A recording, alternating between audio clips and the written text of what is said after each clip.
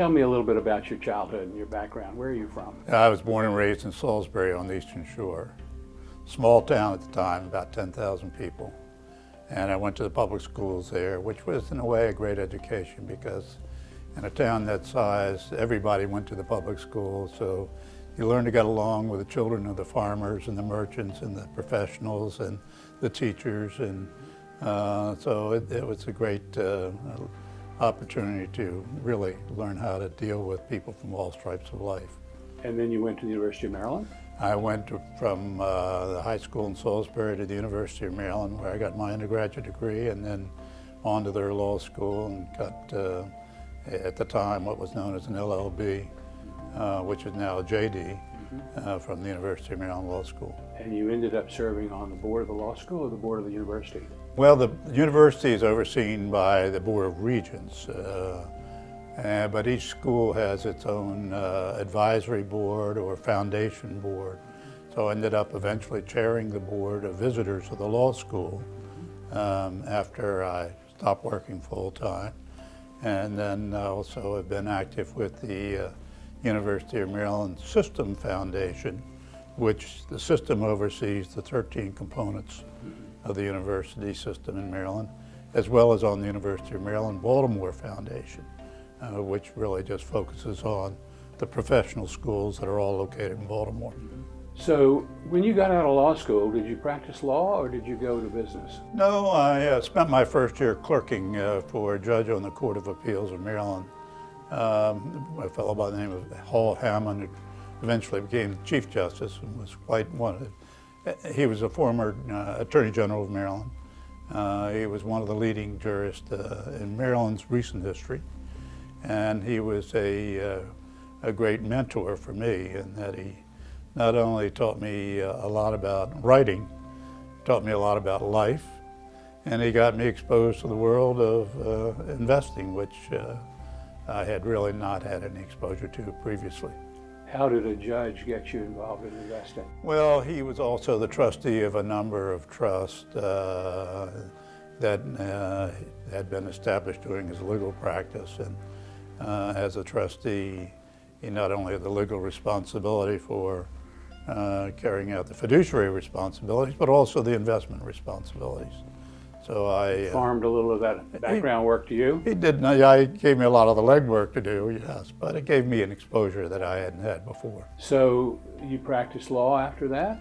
After that, after a one-year clerkship, I went to work with the law firm of Miles and Stockbridge, which obviously is still very much of a leading law firm here in Baltimore. At the time, there were only 14 of us in the firm. Today, they have over 250 lawyers. Wow. And there were 9 partners and 5 associates. I was the lowliest associate. Almost 2 partners for each associate to take care of. That's right. And so we had a number of corporate clients. And the one I worked most frequently with was now what is now known as Martin Marietta. It started as Glenn Martin Company and became Martin Marietta. But the partner of the firm, the name partner, Clarence Miles, was their general counsel, and I worked closely with Mr. Miles on that account, as well as a number of other accounts. But I was primarily in the business sector and got exposed to doing securities work for Martin Marietta. Well, that's a great firm. Miles and Stockbridge is a great firm, and Martin Marietta is a great firm. So that's quite a combination. Well, it was Mr. Miles not only was a senior partner of Miles and Stockbridge, but he was also the general counsel, as I mentioned, of Martin Marietta. So he had another legal staff up there, and I had the opportunity to interface with both of them, both in Baltimore and at the corporate headquarters, which was then in New York. So how did you get from practicing law to Robert Garrett? Well, it was a combination of things. As I did more securities work, I learned more about the securities markets and started to do investing on my own through a fellow named Charlie Stout at Robert Garrett and Sons. And through Charlie, I met Truman Siemens and a number of other people at Garrett. I met a fellow named Bob Killebrew quite by accident, literally. He and I ran into each other on Ruxton Road in Baltimore County, literally, and that was our first introduction. And subsequently, Bob was already at Robert Garrett. Subsequently, when I was asked to join the firm by Truman to become really just a general assistant to the then president, a fellow named Meredith Boyce. Bob was there, and you know, we've had a lifelong relationship ever since then. Talk a little bit about Robert Garrett, because I think it's one of the jewels of Baltimore history that's not well known. When I went to work with Garrett in 1968, after practicing law for 5 years, there were a number of small to mid-sized brokerage firms in Baltimore.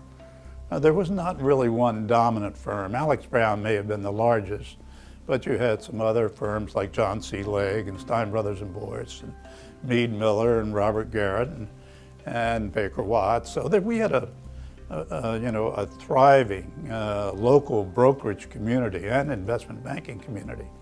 We also had a thriving commercial banking community here with about 5 or 6 significant commercial banks headquartered here in Baltimore. So Garrett was a general brokerage firm that did investment banking work and had a small asset management business.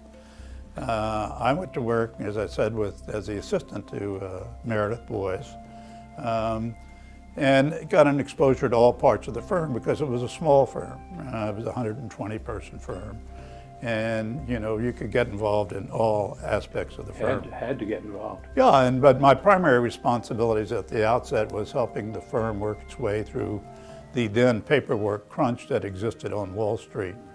You know, at that time, everything was paper-oriented. Anytime you had a securities transaction, paper had to be passed back and forth between the buyers and the sellers. And as volume started to build up to a grand total of 2 million shares a day in 1968, the street just couldn't handle the paper.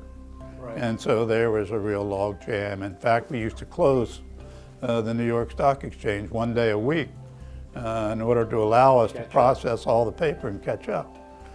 So there was a lot to be done there, and out of that grew things like the Depository Trust Company, which became a central depository for all securities, so they didn't have to be moved back and forth, and they could be transferred by book entry rather than paper transfer. The National Securities Clearing Corporation, which consolidated the clearing of all securities transactions after they had been executed.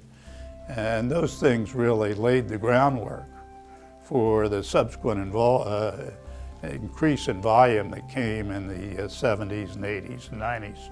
Without them, I'm not sure the street could have really handled the increase in volume that came largely through increased participation by individual investors through mutual funds, but also pension funds and other institutions started to increase their activities in the stock market.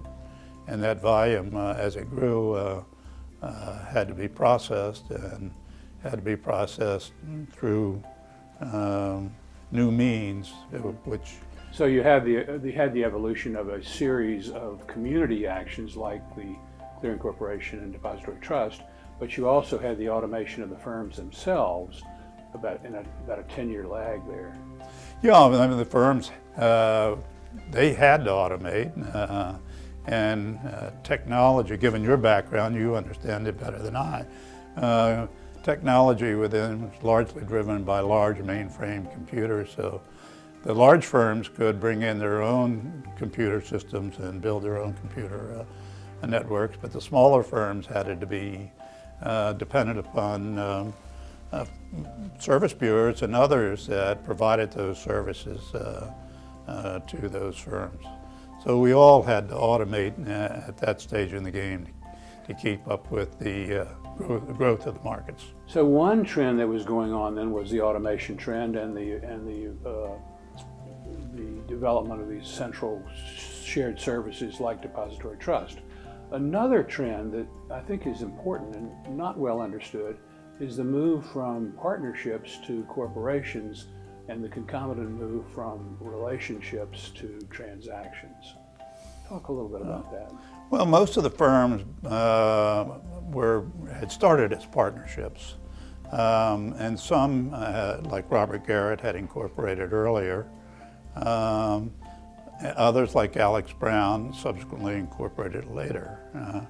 But partnerships were the historic mode of operating a securities and investment banking business. Even the large firms like Morgan Stanley or Goldman Sachs started out as partnerships originally. And the partnership mode was, I thought, a perfect vehicle for operating in the securities business. Because when you're a general partner of a firm, all of your personal assets are on the line every day. So you're very careful about, one, who you do business with, and two, about the type of business that you do. And I think that was a great asset that was subsequently lost as the move from partnerships to incorporation took place in the 70s and 80s. Yeah. And we moved from very much a relationship business, as you suggested, to a transaction-driven business without as much due diligence, if you will, as to who was on the other side of the transaction or as to the quality of business that you may be doing. Well, it's really changed the street in ways that'll never go back. And I guess the big piece of that is the need for permanent capital. Well, that as business grew and as firms started to take on more underwriting responsibilities, they needed more permanent capital. You know, I always believe that even a general partnership could attract the capital that it needed if it were operated as a successful business. And Goldman Sachs did that for quite a while as a partnership. Yep. And got the capital that they needed. But, you know, as the volume of business grew, capital requirements grew, the exposure of the partners grew as well. So the partners became increasingly concerned about their liabilities. Yep. And the combination of that concern and the need for capital drove a lot more of them from the partnership mode into the corporate mode, where they could have limited liability and also access to more permanent capital.